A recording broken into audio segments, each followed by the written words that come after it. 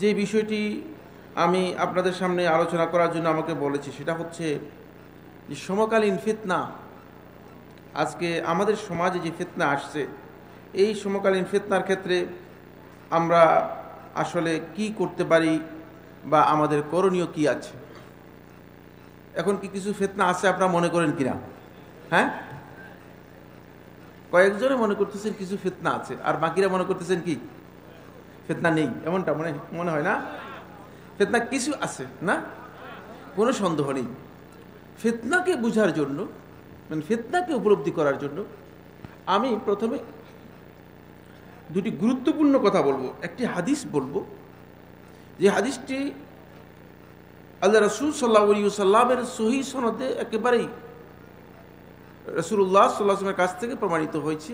রাসূলুল্লাহ সাল্লাল্লাহু আলাইহি ওয়াসাল্লামের সাহাবী মুআজ ইবনে জাবাল রাদিয়াল্লাহু তাআলা আনহু, নাম শুনেছেন আপনারা? শুনছেন কিনা? মুআজ ইবনে জাবাল রাদিয়াল্লাহু তাআলা আনহু, তিনি এশার সালাতে কখনো কখনো সূরাতুল বাকারা শুরু করে দিতেন।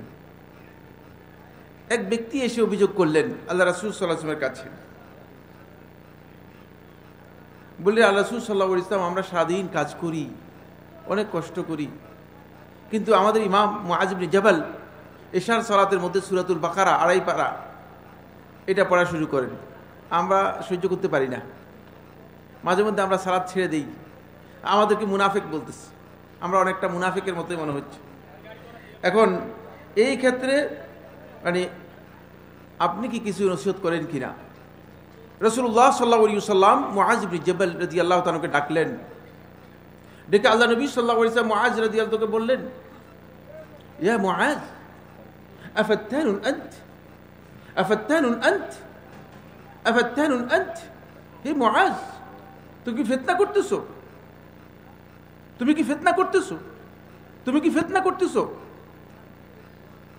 তাকরাউ, তুমি পড়বে বিসূরাত ওয়াদ-দুহা ওয়াশ-শামসি ওয়া-দুহাহা ওয়া বিসাব্বিহ ইসমি রাব্বিকাল আ'লা ওয়া নাহওয়িহা ওয়াশ-শামসি ওয়া-দুহাহা এবং সাব্বিহ ইসমি রাব্বিকাল আ'লা, এই ধরনের সূরাগুলো পড়বে।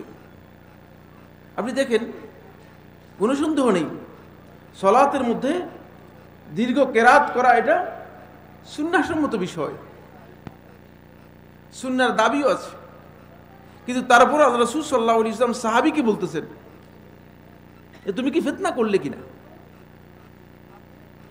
যদি কোনো আমল, যদি কোনো কাজ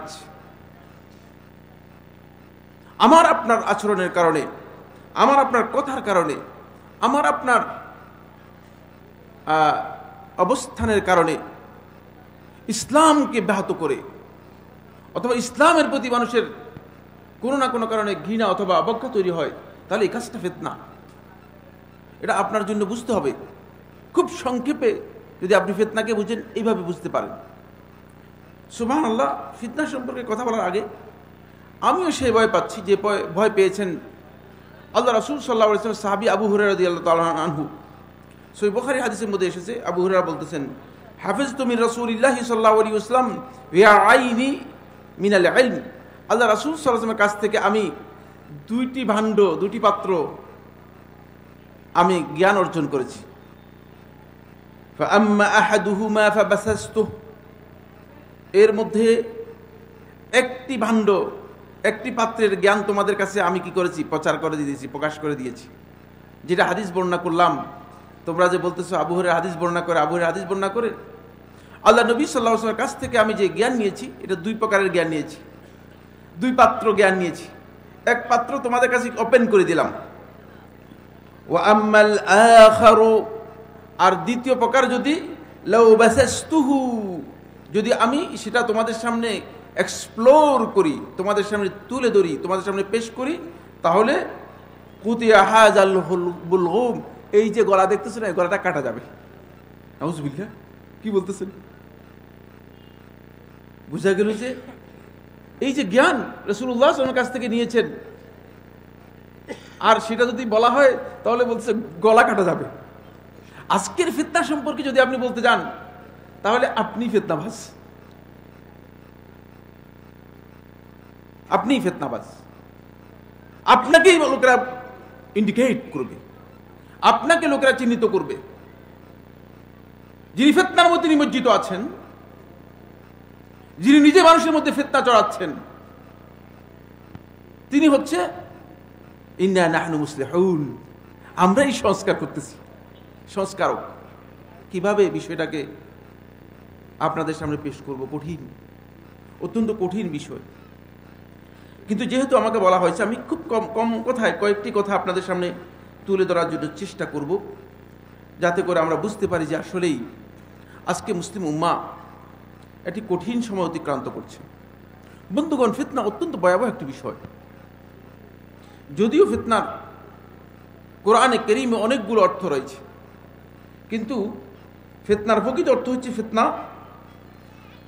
এমন কথা, এমন কাজ, এমন অবস্থান যার মাআল, যার পরিণতি হয়তো কুফরি অথবা নিফাক অথবা দলালা, বিভ্রান্তি হবে, গোমরাহি হবে। তাহলে সহজে আমরা বুঝতে পেরেছি যে ফিতনা হচ্ছে এমন কথা, কাজ এবং অবস্থান যার পরিণতি হয়তো কুফরির দিকে আপনাকে ঠেলে নিয়ে যাবে, অথবা মুনাফিকের দিকে আপনাকে ঠেলে নিয়ে যাবে, অথবা দলালাত, গোমরাহির দিকে আপনাকে ঠেলে নিয়ে যাবে। সেটা হচ্ছে ফিতনা। এটি অত্যন্ত ভয়ঙ্কর। আপনি আপনার পরিবারের ক্ষেত্রে, আপনি আপনার সন্তানের ক্ষেত্রে, আপনি আপনার সম্পদের ক্ষেত্রে আপনি যদি কোনো কারণে ফিতনায় নিমজ্জিত হন, সেটা খুবই সহজ। সেটা নামাজ, রোজা, ইবাদতের মাধ্যমে রাসূলুল্লাহ সাল্লাল্লাহু আলাইহি ওয়াসাল্লাম বলেছেন সিয়ামের মাধ্যমে কেটে যাবে। কিন্তু আল্লাহর কোনো বান্দা যদি তার দ্বীনের ব্যাপারে সে ফিতনার মধ্যে নিমজ্জিত হয়, দ্বীনের ব্যাপারে যদি ফিতনার মধ্যে পতিত হয়, তাহলে সবচেয়ে বেশি ক্ষতিগ্রস্ত হয়ে যাবে। এজন্য মূলত যুগে যুগে রাব্বানী উলামায়ে কেরাম যারা রয়েছেন, যুগে যুগে সালাফি উলামায়ে কেরাম যারা রয়েছেন, আর সালফ সালেহিনের মানহাজের উপর যারা প্রতিষ্ঠিত রয়েছেন, তারা যেহেতু তাদের এই দুই চোখ এবং অন্তরের দুই চোখ, দুইটাই সহ কয়টা চোখ রয়েছে? তাদের 4টি চোখ রয়েছে। এখানে আমরা অনেকেই আছি, আমাদের চোখ শুধু দুইটা। দুই চোখ দিয়ে বাহ্যিক জিনিস দেখা যায়, এই যে যেগুলো দেখা যাচ্ছে এগুলো দেখা যায়। কিন্তু আলেম যারা রয়েছেন, সত্যিকার আহলে ইলম, যাদের কাছে সত্যিকার ইলম রয়েছে, যারা আল্লাহ তাআলাকে সত্যিকার নিজেদের অন্তরে আল্লাহ রাব্বুল আলামিনের ভালোবাসা সহ আল্লাহ তাআলার ভয়কে স্থান দিতে পেরেছে, ইনস্টল করতে পেরেছে, তাদের চোখ দুটি, অন্তরের যে চোখ রয়েছে, অন্তরের এই চোখ এবং এই যে বাহ্যিক যে চোখ রয়েছে, এই দুটি চোখ মিলিয়ে মোট 4টি চোখ কাজ করে। ফলে যখনই ফিতনা আসে, যখনই ফিতনার আবির্ভাব হয়, যখনই সমাজের মধ্যে ফিতনা মানে স্পষ্ট হয়, তখন কেবল তারাই দেখতে পায়। কিন্তু দুর্ভাগ্যের বিষয় হচ্ছে, আলেমরা যখন ফিতনার কথা আপনাদেরকে বলেন, আপনারা আলেমদের বিরুদ্ধে ফেসবুকে কমেন্টস করেন, ঠিক কিনা? ঠিক এত আসতে গেল, মানে 2-3 জন করেন, বাকিরা করেন না। আলেমদের বিরুদ্ধে আমাদের যুবক, আমাদের তরুণ যারা আছে, আমি আশ্চর্যের সাথে লক্ষ্য করছি, তারা মানে কোন ইউনিভার্সিটি থেকে জ্ঞান নিয়েছে, কোন পৃথিবীর বিশ্ববিদ্যালয় থেকে জ্ঞান নিয়েছে, সার্টিফিকেট কি কি আছে আল্লাহ ভালো জানেন, আমরা জানি না। কিন্তু বাবসাবটা এমন যে মনে হয় পৃথিবীর সমস্ত জ্ঞান তার কাছে রয়েছে। খবরদার, দ্বীনের ব্যাপারে আলেমদের কাছ থেকে জ্ঞান নিন, আলেমদেরকে জ্ঞান দেওয়ার জন্য চেষ্টা করেন না। তাহলে আপনি হয়তো ক্ষতিগ্রস্ত হয়ে যেতে পারেন, আপনি হয়তো ভুল কাজে চলে যেতে পারেন। কারণ আলেম যিনি, সত্যিকার আলেম যিনি, তার কথা বলছি, মানে আমার মতো লোক না, আমরা তাহলে আমরা চেষ্টা করি, আমরা আলেম নই। কিন্তু সত্যিকার আলেম যারা রয়েছে, যাদেরকে আমরা অনুসরণ করতে পারি, ওই আলেমদের দৃষ্টি যেদিকে আছে, মনে করবেন যে সেটা হক, যেহেতু তারা সরাসরি আল্লাহ রাব্বুল আলামিন তাদেরকে যেভাবে দেখতে দিয়েছেন, তারা ওই আসল জিনিসটা দেখতে পারেন। আসুন, 1 নম্বর যেটি বলবো সেটা হলো, রাসূলুল্লাহ সাল্লাল্লাহু আলাইহি ওয়াসাল্লাম এটা আগেই সতর্ক করেছেন। হাদিসের মধ্যে রাসূলুল্লাহ সাল্লাল্লাহু আলাইহি ওয়াসাল্লাম ইরশাদ করেন, ইন্না বাইনা ইয়াদাই সাআ ফিতানান, কিয়ামতের আগে অসংখ্য ফিতনার আবির্ভাব ঘটবে। আল্লাহ নবী সাল্লাল্লাহু আলাইহি ওয়াসাল্লাম, জাবের রাদিয়াল্লাহু বর্ণনা করেন, তিনি বলেন, নবী সাল্লাল্লাহু আলাইহি ওয়াসাল্লাম একদিন একটু উঁচা জায়গায় উঠলেন, অনেকটা টিলার মতো উঠে রাসূলুল্লাহ সাল্লাল্লাহু আলাইহি ওয়াসাল্লাম মদিনার যে বাড়িগুলো আছে, বাড়িগুলোর দিকে তাকালেন। তাকে রাসূলুল্লাহ সাল্লাল্লাহু আলাইহি ওয়াসাল্লাম বললেন, আমি দেখতে পাচ্ছি যে ফিতনাগুলো বৃষ্টির পানির মতো তোমাদের প্রত্যেকটি ঘরে ঘরে কিভাবে অবতীর্ণ হচ্ছে। বলেন নাউজুবিল্লাহ। রাসূল সাল্লাল্লাহু আলাইহি ওয়াসাল্লাম দেখতে পেয়েছেন। সুতরাং খুব ভালো করে খেয়াল করুন, সব জিনিস আপনি দেখতে পাবেন না, কিন্তু অন্যরা কি করতে পারবে? দেখতে পাবে। ফিতনা কারা দেখতে পারবে? যাদেরকে আল্লাহ সুবহানাহু ওয়া তাআলা ফিতনা সম্পর্কে জ্ঞান দিয়েছেন, ফিতনা সম্পর্কে বুঝেন তারা দেখতে পাবেন। রাসূলুল্লাহ সাল্লাল্লাহু আলাইহি ওয়াসাল্লাম বলেন কিয়ামতের আগে অসংখ্য ফিতনা মানুষের মধ্যে, সমাজের মধ্যে আসবে।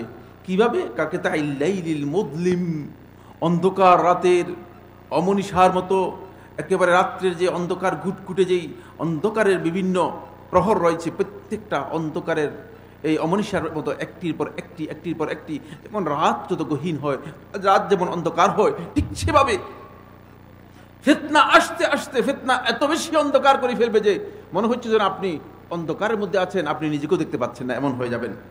এই অবস্থায় রাসূলুল্লাহ সাল্লাল্লাহু আলাইহি ওয়াসাল্লাম বলেন ইমানদার ব্যক্তিদের অবস্থা কি হবে? ইউসবিহুর রাজুলু ফিহা মুমিনান ওয়া ইউমসি কাফিরা। একজন ব্যক্তি সকালবেলায় ইমানদার হয়ে আসবে, কিন্তু দেখা যাবে যে বিকালবেলায়, সন্ধ্যাবেলায় কাফের হয়ে গেছে। বলেন নাউজুবিল্লাহ। আর একটু আসতে বলেন নাউজুবিল্লাহ। কত কঠিন কথা আল্লাহ রাসূল সাল্লাল্লাহু আলাইহি ওয়াসাল্লাম ফিতনার ব্যাপারে বলেছেন। সকালবেলায় ইমানদার, সন্ধ্যাবেলায় সে কাফের হয়ে যাবে। ওয়া ইউমসি কাফিরান ওয়া ইউসবিহু মুমিনান। সকালে ইমানদার কাফের ছিল, আবার বিকালে মুমিন হয়ে যাবে। এইভাবে আল্লাহ রাসূল সাল্লাল্লাহু আলাইহি ওয়াসাল্লাম বলছেন যে ফিতনা এত ভয়াবহ হবে যে ঈমান আমাদের টালমাটাল হয়ে যাবে। আল্লাহ তাআলা আমাদেরকে এই টালমাটাল ফিতনা থেকে আমাদেরকে রক্ষা করুন, বলুন আমিন। যাতে করে আমরা ঈমানের উপর অবিচল থাকতে পারি, সেই তৌফিক আমাদেরকে আল্লাহ সুবহানাহু ওয়া তাআলা দান করুন, বলুন আমিন। 2 নম্বর রাসূলুল্লাহ সাল্লাল্লাহু আলাইহি ওয়াসাল্লাম বলেছেন যে ফিতনার ভয়াবহতা এমন হবে, একজন সত্যিকার ঈমানদার ব্যক্তি, একজন সত্যিকার আল্লাহর বান্দা, তিনি যখন কবর দিয়ে যাবেন, কবরের পাশ দিয়ে গিয়ে যাওয়ার সময় তিনি বলবেন যে হায়রে, যদি এই কবরবাসীর মতো আমি যদি হতাম, আজকে এই বিপদ আমার উপর আসতো না। বলেন নাউজুবিল্লাহ। আর একটু আসতে বলেন আল্লাহু আকবার। খুব ভালো করে খেয়াল করে রাসূলুল্লাহ সাল্লাল্লাহু আলাইহি ওয়াসাল্লাম ইরশাদ করতেছেন ওয়াল্লাযী নাফসি বিয়াদিহি। রাসূলুল্লাহ সাল্লাল্লাহু আলাইহি ওয়াসাল্লাম বলেন সেই সত্তার কসম যার হাতে আমার জীবন রয়েছে, লা তাযহাবুদ দুনিয়া, দুনিয়া ততক্ষণ পর্যন্ত শেষ হবে না, অর্থাৎ কিয়ামত ততক্ষণ পর্যন্ত কায়েম হবে না, হাত্তা ইয়ামুররার রাজুলু আলাল কবর, একজন ব্যক্তি কবর দিয়ে অতিক্রম করবে, কবরের সামনে দিয়ে যাবে, ফায়াতামাররাহু আলাইহি, কবরের উপর সে ঘোরাঘুরি করবে, ওয়ায়াকুলু, এবং বলবে ইয়া লাইতানি কুনতু মাকানা সাহিব হাযাল কবর, হায় আফসোস, যদি আমি এই কবরবাসীর মতো তার জায়গায় হতাম, কবরের মধ্যে যদি আমার স্থান হতো কতই না ভালো হতো। বলেন নাউজুবিল্লাহ। ফিতনা এত ভয়াবহ হবে। তাহলে বুঝাচ্ছে ফিতনার ভয়াবহতা আল্লাহ রাসূল সাল্লাল্লাহু আলাইহি ওয়াসাল্লাম কিভাবে বর্ণনা করেছেন। এরপর আসুন যেটি শেষ কথা ফিতনার ভয়াবহতার ব্যাপারে, সেটা হলো এই আমার বন্ধুগণ, ফিতনা আমাকে আপনাকে ঈমানের যদি সর্বোচ্চ মানেও থাকি, ইখলাসের সর্বোচ্চ মানেও থাকি, তাওহীদের সর্বোচ্চ মানেও যদি আমি থাকি, সেই ফিতনা আমাকে আপনাকে হালাক ধ্বংসের দ্বার প্রান্তে নিয়ে যেতে পারে। এই আশঙ্কা প্রত্যেক ব্যক্তি নিজের জীবনের উপর করতে হবে, কারণ ফিতনা এত ভয়াবহ হতে পারে। আসুন এই হাদিসটি আল্লাহ রাসূল সাল্লাল্লাহু আলাইহি ওয়াসাল্লামের, এটি রাসূলুল্লাহ সাল্লাল্লাহু আলাইহি ওয়াসাল্লাম দুইজন সাহাবী, একজন আবু বকর রাদিয়াল্লাহু তাআলা আনহু, আরেকজন ওমর ইবনে খাত্তাব রাদিয়াল্লাহু আনহু। কয়জন বললাম? দুইজনের নাম জানা আছে তো? এর উপরে আর সাহাবী আছে কিনা? হ্যাঁ, এই উম্মতের সবচেয়ে দুইজন ক্রিম মানুষ, যারা উম্মতের সবচেয়ে মর্যাদাপূর্ণ মানুষ, আবু বকর এবং ওমর রাদিয়াল্লাহু তাআলা আনহু। রাসূলুল্লাহ সাল্লাল্লাহু আলাইহি ওয়াসাল্লামের কাছে আল্লাহ নবী সাল্লাল্লাহু আলাইহি ওয়াসাল্লামের কাছে বনি তামিম গোত্রের একটা ডেপুটেশন আসলো। তখন আবু বকর রাদিয়াল্লাহু তাআলা বললেন যে হে আল্লাহ রাসূল সাল্লাল্লাহু আলাইহি ওয়াসাল্লাম, অমুককে আপনি আমির বানিয়ে দিন। আর ওমর রাদিয়াল্লাহু তাআলা বললেন যে অমুককে আপনি বানিয়ে দিন, আমির বানিয়ে দিন। তখন আবু বকর রাদিয়াল্লাহু তাআলা আনহু ওমরকে লক্ষ্য করে বললেন ইন্নামা আরাদতা খিলাফি। ওমর, তুমি আমার বিরোধিতা করলা, তুমি আমার বিরোধিতার ইচ্ছা করেছো। ওমর রাদিয়াল্লাহু তাআলা বললেন আবু বকরকে মা আরাদতু খিলাফাকা, না আমি তোমার বিরুদ্ধে যেতে চাইনি, আমি তোমার বিরুদ্ধে আচরণ করতে চাইনি। ওয়ালাত আসওয়াতুহুমা আলা রাসূলিল্লাহি সাল্লাল্লাহু আলাইহি ওয়াসাল্লাম, আল্লাহ রাসূল সাল্লাল্লাহু আলাইহি ওয়াসাল্লামের সামনে তাদের দুইজনের আওয়াজ বুলন্দ হয়ে গেল, উঁচা হয়ে গেল। বর্ণনাকারী বলেন কানাল খায়রানি আন ইয়াহলিকা, এই উম্মতের দুইজন শ্রেষ্ঠ মানুষ, অবস্থা এমন হলো যে আল্লাহ রাসূল সাল্লাল্লাহু আলাইহি ওয়াসাল্লামের মুখের রং বিবর্ণ হয়ে গেল। এই উম্মতের শ্রেষ্ঠ দুজন মানুষ নিজেরা মনে হলো যেন তারা ধ্বংস হয়ে যাচ্ছে, এরকম পর্যায়ে পৌঁছে গেল। এই জন্য আমার বন্ধুগণ, ফিতনা ভয়াবহ জিনিস, ফিতনার ধারে কাছেও যাবেন না। ফিতনা নিজেরা ইচ্ছা করে কি করবেন না, অনুসন্ধানও করবেন এই কথা অনেকেই ধারণা করার সুযোগ আছে, মনে করে থাকেন যে মাশাআল্লাহ মাশাআল্লাহ ফিতনা আসলে আমি খুব ইমানের দিক থেকে অবিচল আছি। খবরদার, অবিচল থাকতে পারবেন না। এই জন্য এই উম্মতের দুইজন ব্যক্তির উদাহরণ দিলাম।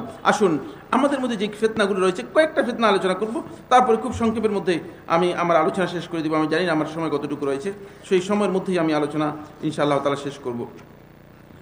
এখন আসলে ফিতনার ভয়াবহতা এত বেশি, ফিতনা বেড়ে গিয়েছে যে ফিতনা নিয়ে আসলে কথা বলা অনেক দরকার।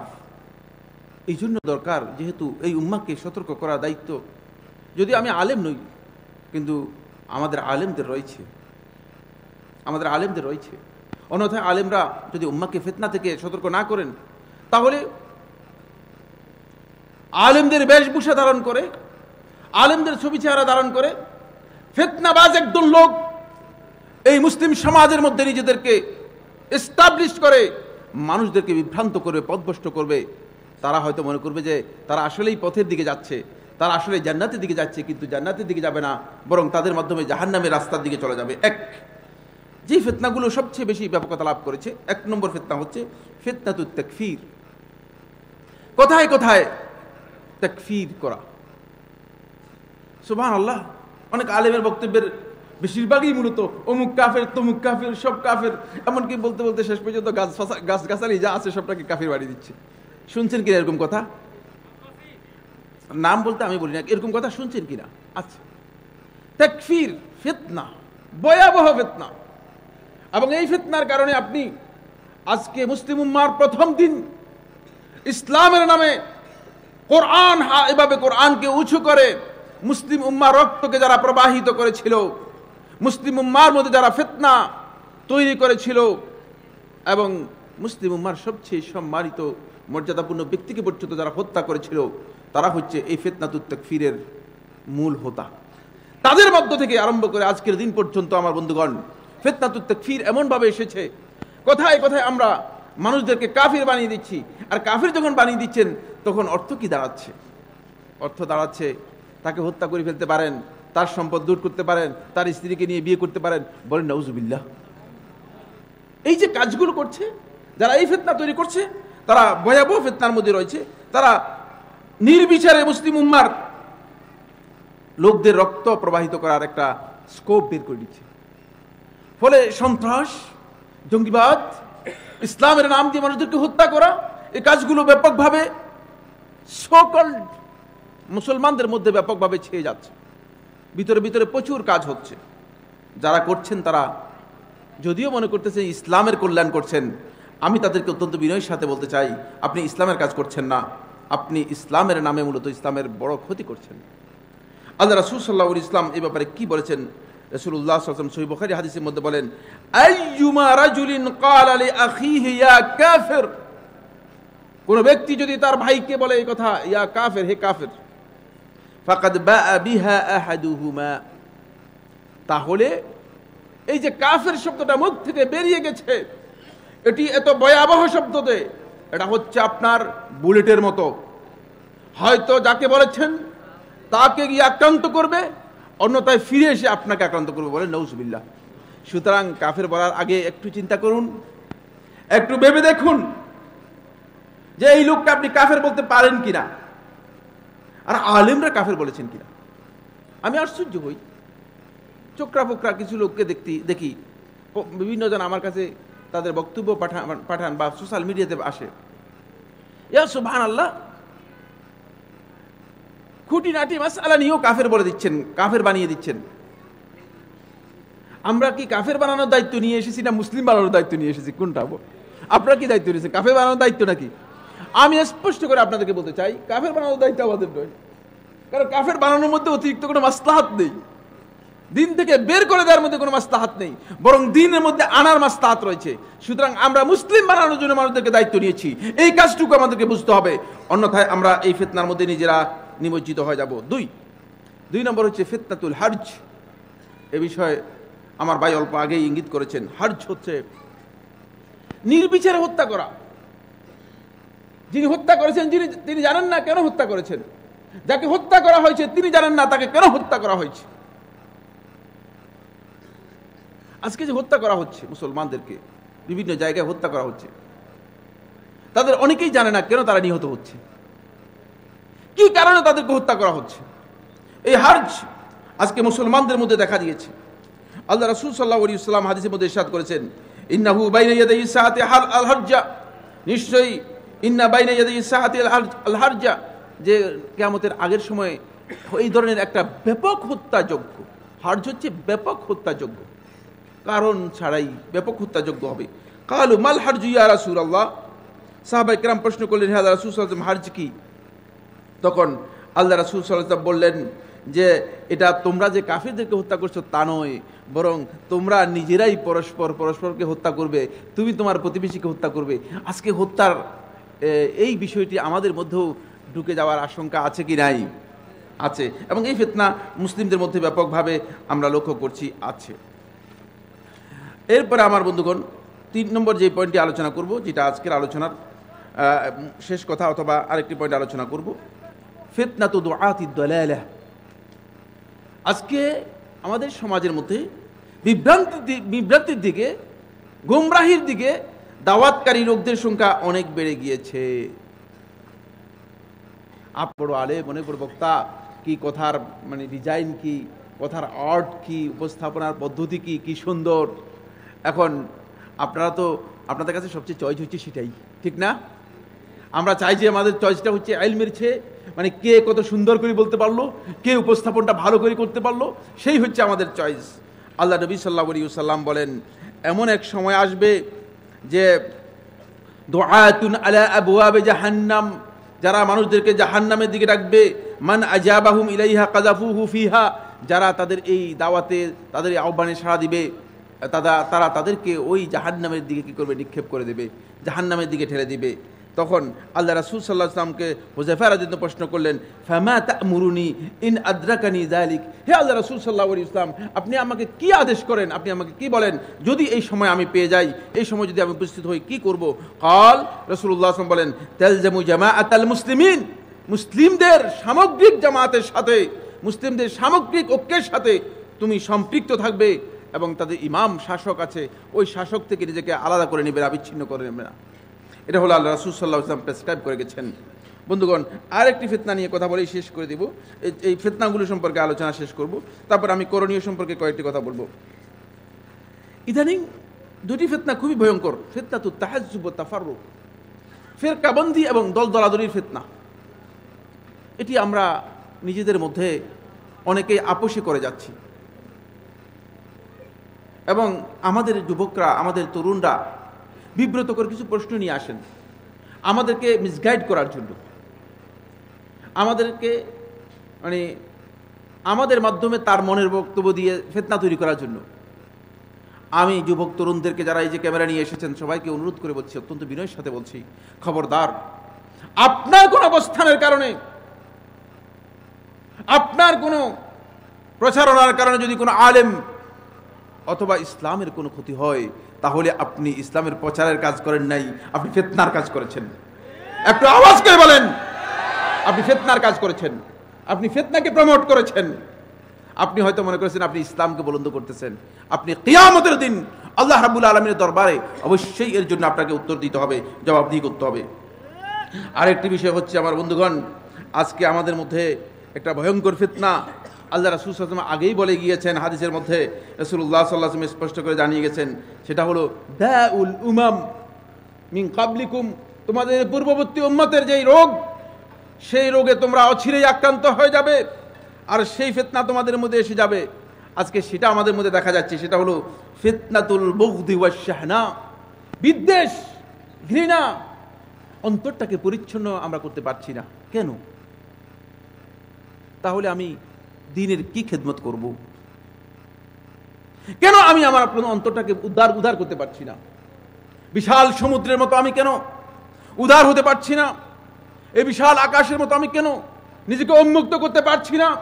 এর কারণ একটাই, সেটা হচ্ছে আমার বন্ধুগণ, আমি কোনো না কোনো সংকীর্ণতার মধ্যে আবদ্ধ হয়ে আছি। এই সংকীর্ণতা থেকে বেরিয়ে আসতে হবে। কোরআন এবং হাদিসের স্বার্থে মুসলিম উম্মার আলেমদেরকে, মুসলিম উম্মার যুবকদেরকে, মুসলিম উম্মার আজকে যারা আছে তাদের সবাইকে এদিকে আসতে হবে। রাসূলুল্লাহ সাল্লাল্লাহু আলাইহি ওয়াসাল্লাম জুবাইর ইবনে আওয়াম রাদিয়াল্লাহু তাআলা বর্ণনা করেন, সুনান তিরমিজির হাদিসের মধ্যে এসেছে, দাব্বা ইলাইকুম দাউল উমাম, তোমাদের কাছে পূর্ববর্তী যুগের যারা উম্মত ছিল তাদের যেই রোগ ছিল সেই রোগগুলো তোমাদের মধ্যে আস্তে আস্তে করে তোমাদের মধ্যে ঢুকে পড়বে, তোমাদেরকে সেগুলো আক্রান্ত করবে। আল হাসাদ ওয়াল বাগদা, হিংসা এবং বিদ্বেষ, হিয়াল হালাকা, এটি তোমাদেরকে ধ্বংস করে দিবে। লা আকুলু তাহরিকু শা'r, এটি তোমাদের চুলকে ছোট করে দিবে অথবা চুল মুন্ডন করে দিবে তা নয়, ওয়ালাকিন তাহরিকুদ্দিন, এটি তোমাদের দ্বীনকে মুন্ডন করে দিবে, তোমাদের দ্বীনকে এটা কি করে দিবে, নষ্ট করে দিবে। সুতরাং আমার বন্ধুগণ, এই ফিতনা থেকে বাঁচার জন্য আল্লাহ রাসূল সাল্লাল্লাহু আলাইহি ওয়াসাল্লাম এখানে একটা প্রেসক্রাইব করেছেন, সেটা হচ্ছে আমরা যেন নিজেদের মধ্যে ভালোবাসা সৃষ্টি করতে পারি। কি করতে পারি? এত দূরত্ব কেন? দূরত্ব কমান, দূরত্ব কমান।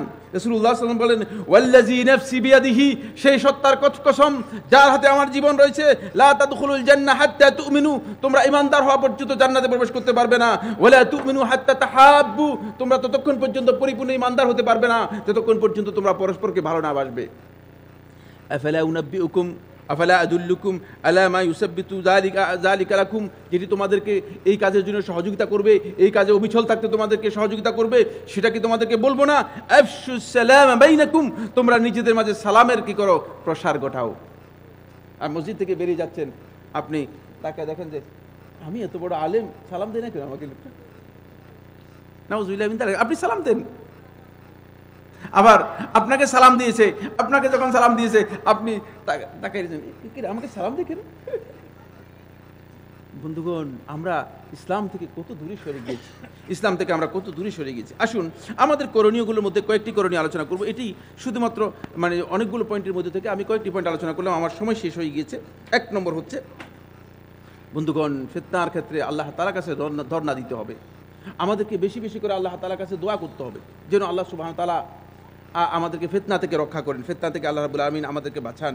রাসূলুল্লাহ সাল্লাল্লাহু আলাইহি ওয়াসাল্লাম আমাদেরকে নির্দেশ দিয়েছেন, তাআওয়াযু বিল্লাহি মিনাল ফিতান মা যাহারা মিনহা ওয়া মা বাতান, তোমরা আল্লাহ রাব্বুল আলামিনের কাছে আশ্রয় গ্রহণ করো ফিতনা থেকে, প্রকাশ্য যত ফিতনা আছে তোমরা সবসময় আল্লাহ রাব্বুল আলামিনের কাছে ফিতনা থেকে কি করবে, আল্লাহ তাআলার কাছে তোমরা আশ্রয় প্রার্থনা করবে।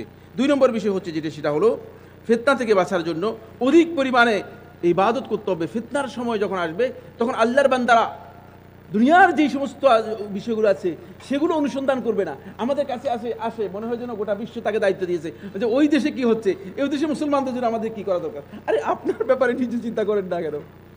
নিজের কথা জিজ্ঞেস করে না যে আমার কি করা দরকার, আমি নিজেকে সংশোধন করার জন্য কি করা দরকার, আমি নিজেকে ফিতনা থেকে বাঁচানোর জন্য কি করা দরকার, এই প্রশ্ন আমরা করছি না। কিন্তু আমরা প্রশ্ন করছি ওই দেশের ব্যাপারে আমাদের কি করা দরকার, আমাদের এই পৃথিবীর অবস্থাটা কেমন হচ্ছে। আরে বাবা, আপনাকে এই পুরা পৃথিবীর দায়িত্ব আপনাকে কে দিয়েছে? পুরা পৃথিবীর দায়িত্ব কি আপনার আমার আছে কিনা? কতটুকু আছে, কতটুকু দায়িত্ব আমরা পালন করতেছি। ফলে এই ক্ষেত্রে ইবাদতের আপনি কি করবেন, নিজেকে নিমগ্ন করবেন। সহিহ মুসলিমের হাদিসের মধ্যে রাসূলুল্লাহ সাল্লাল্লাহু আলাইহি ওয়াসাল্লাম বলেছেন, আল ইবাদাতু ফিল হারজি ওয়া ফি রিওয়ায়াতিন ফিল ফিতনাতি কাহিজরাতিন ইলাইয়া। রাসূলুল্লাহ সাল্লাল্লাহু আলাইহি ওয়াসাল্লাম বলেন, হত্যা যজ্ঞের মধ্যে, ফিতনার মধ্যে যদি আল্লাহর বান্দারা ইবাদতে লিপ্ত হয়, আল্লাহর দিকে মনোনিবেশ করে, এটি হচ্ছে আমার কাছে হিজরত করে আসার যে মর্যাদা রয়েছে সেই মর্যাদা তারা আল্লাহ তাআলার কাছে পাবে। সুতরাং আমরা সেভাবে চেষ্টা করি। এরপরে আমার বন্ধুগণ, ফিতনা থেকে বাঁচার আরেকটি দিক হচ্ছে, সেটা হলো এই, আপনি যদি ফিতনা থেকে বাঁচতে চান তাহলে হুসনুদ্দান্নে বিন্নাস, মানুষের প্রতি আপনার ধারণাকে ভালো করতে হবে। আপনি মানুষের প্রতি, অন্যের প্রতি ধারণা আপনার ভালো হতে হবে। কথায় কথায় আমরা দেখি যে আমার ভাইয়ের ব্যাপারে অথবা আমার বন্ধুর ব্যাপারে অথবা আমার সহপাঠীর ব্যাপারে অথবা আমার সমপর্যায়ের কোনো কলিগের ব্যাপারে যখন ধারণা করি, কুধারণা করি, নাউজুবিল্লাহ মিন যালিক, এই ধারণা করবেন না। সব সময় আপনার ধারণা স্বচ্ছ রাখবেন, কারণ রাসূলুল্লাহ সাল্লাল্লাহু আলাইহি ওয়াসাল্লাম নিষেধ করেছেন, ইয়্যাকুম ওয়াদ-দন ফাইন্নাদ-দন্না আকযাবুল হাদিস, তোমরা ধারণা থেকে নিজেদেরকে মুক্ত রাখো, কারণ ধারণা তোমাদের সবচেয়ে ক্ষতির কারণ হতে পারে। এরপর আমার বন্ধুগণ, সর্বশেষ যে পয়েন্টটি আমি আলোচনা করে শেষ করব সেটা হলো মুসলিমদেরকে ফিতনার যে কারণগুলো আছে সেই কারণগুলো থেকে চেষ্টা করতে হবে সেগুলো থেকে বিরত থাকার জন্য। ফিতনার অন্যতম কারণ হচ্ছে অজ্ঞতা, দিন সম্পর্কে না জানা। ফিতনার অন্যতম একটি কারণ হচ্ছে নিজেদের মধ্যে নিজেরাই বাড়াবাড়ি করা। ফিতনার অন্যতম আরেকটি কারণ হচ্ছে নিজেদের মধ্যে দ্বিধা সন্দেহ তৈরি করা এবং নিজেদের মধ্যে বিভক্তির দিকে চলে যাওয়া। আজকে আমাদের মধ্যে বিভক্তি নাই, ঠিক না? এখানে কি আওয়াজ করতেছেন আপনারা? দুইজনে বলতেছেন আছে, বাকিদের আছে কিনা বিভক্তি? এই বিভক্তি কি আসমান থেকে আল্লাহ তাআলা করে দিয়েছেন, নাকি মানে অদৃশ্য জগৎ থেকে জিনেরা এসে করেছে? কারা করেছে? হ্যাঁ, আমরাই করেছি। এগুলো আমাদেরকে পরিহার করতে হবে। বন্ধুগণ, একটু নিজেদেরকে আরেকটু স্বচ্ছ হতে হবে, আরেকটু ভালো হতে হবে। যদি আমরা নিজেদেরকে সেই অবস্থায় নিতে পারি, একেবারে সর্বশেষ যেটি, সেটা হলো রব্বানি আলেম যারা রয়েছেন তাদের সাথে আমাদের সম্পর্ক বাড়াতে হবে। যারা সত্যিকার আলেম রয়েছেন, আমরা আলেমদের সাথে আমাদের সম্পর্ককে মজবুত করি না। কারণ শয়তান জানে, সেটা হচ্ছে এই যে শয়তান এটা জানা রয়েছে, আলেমদের সাথে যদি সম্পর্ক থাকে, শয়তান আর তার ফাঁদে আপনাকে ফেলতে পারবে না। এজন্য শয়তান আপনাকে সবসময় চেষ্টা করে যে শয়তানের ফাঁদে আপনাকে ফেলার জন্য আলেম থেকে আপনাকে বিচ্যুত রাখা যায় কিনা। আজকে দেখুন, আমি স্পষ্ট করে বলছি, আমাদের যুবক তরুণ যারা আছে, বেশিরভাগ ক্ষেত্রে আপনি তাদেরকে দেখবেন আলেমদের পেছনে তারা নেই, যারা আলেম নয় তাদের পেছনে তারা দৌড়াচ্ছে। কতদিন দৌড়াবেন আর? আমি আপনাদেরকে অত্যন্ত বিনয়ের সাথে আবেদন করতে চাই, আলেমদের সাথে সাহচর্য নিন। তাহলে আলেমরা আপনাদেরকে গাইড দিতে পারবে। আলেমরা আপনাদেরকে এমন গাইডেন্স দিবে, এমন পথ দেখাবে, যে পথের মাধ্যমে আপনি সত্যিকার নিজেকে ফিতনা থেকে হেফাজত করতে পারবেন। আর ফিতনা থেকে যদি আপনি নিজেকে হেফাজত করতে না পারেন, তাহলে আপনি ওই যে বলেছি তিনটি কথা, হয়তো কুফুরের দিকে চলে যাবেন, অথবা মুনাফিকের দিকে চলে যাবেন, অথবা গোমরাহির দিকে চলে যাবেন। আল্লাহ সুবহানাহু ওয়া তাআলা আমাদের সবাইকে তৌফিক দান করুন। আকুলু কাওলি হাযা লি ওয়া লাকুম ফাস্তাগফিরুল্লাহ লি ওয়া লাকুম ফাস্তাগফিরুহু ইন্নাহু হুয়াল গফুরুর রহিম। আপনাদেরকে ধন্যবাদ। আপনারা দীর্ঘ সময় পর্যন্ত বসে আলোচনা শুনছেন। আলোচক আছেন, আরও মেহমান আমাদের রয়েছেন, সম্মানিত মেহমানরা আলোচকরা রয়েছেন, আলোচনা করবেন। হাযা সুবহানাকাল্লাহুম্মা ওয়া বিহামদিকা আশহাদু আল্লা ইলাহা ইল্লা আনতা আস্তাগফিরুকা ওয়া আতুবু ইলাইক। আসসালামু আলাইকুম ওয়া রাহমাতুল্লাহ।